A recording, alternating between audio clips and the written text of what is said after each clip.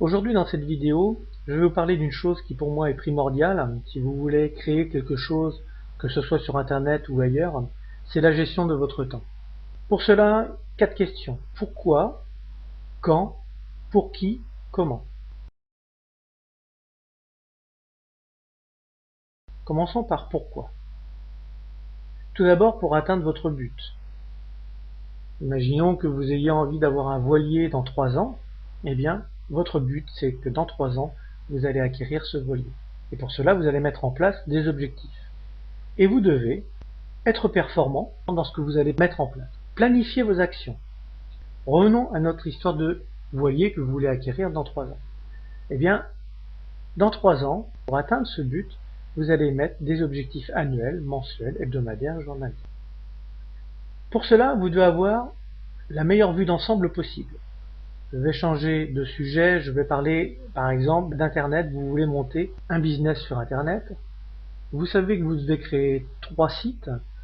Un site où vous allez proposer des produits qui vont être payants. Pour que les gens puissent arriver sur ce produit payant, vous allez proposer cela sur un site gratuit. Vous offrez des produits gratuits. Le 3e site va être l'endroit où les gens vont pouvoir découvrir l'ensemble de ce que vous avez créé. Et pour cela, vous allez devoir créer des priorités. En premier lieu, le site B, celui où les personnes vont venir pour payer. Pour les attirer, priorité 2, le site A, où vous allez créer des produits gratuits qui vont amener les personnes sur le site B. Et en 3, ceci sera la 3e priorité, créer le site C que vous créerez à partir de ce que vous avez fait dans le site B. Donc ce sont les priorités.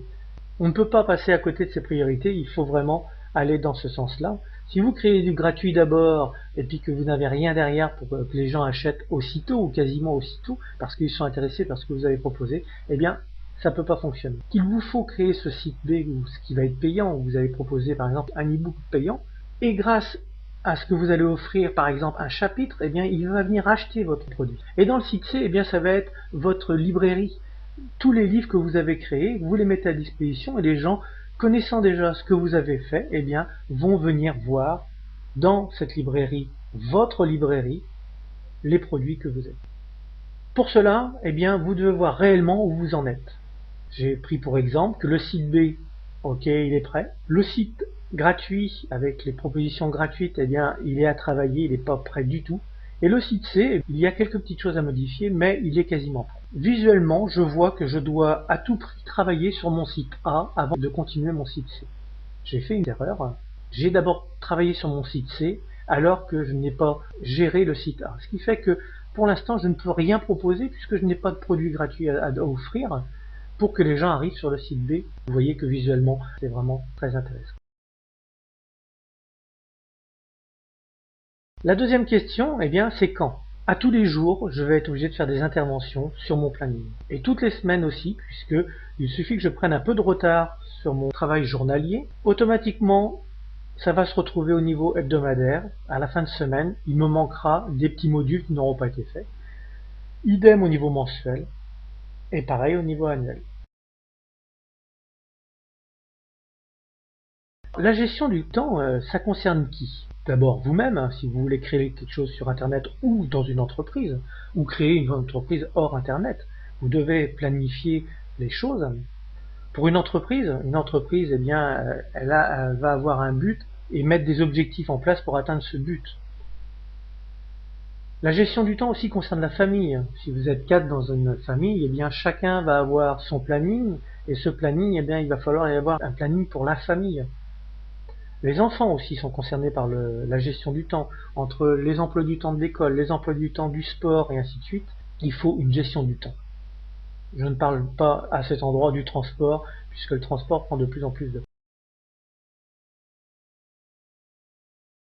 Comment? Il y a plusieurs possibilités. Utiliser un agenda. Si on revient sur la famille, l'agenda, eh bien, il va y avoir un agenda par individu, et on va regrouper ça sur un agenda familial, qui souvent, à beaucoup d'endroits, se retrouve affiché sur le frigo, où on sait qu'aujourd'hui nous avons ça à faire, demain, à la fin de semaine, ainsi de suite.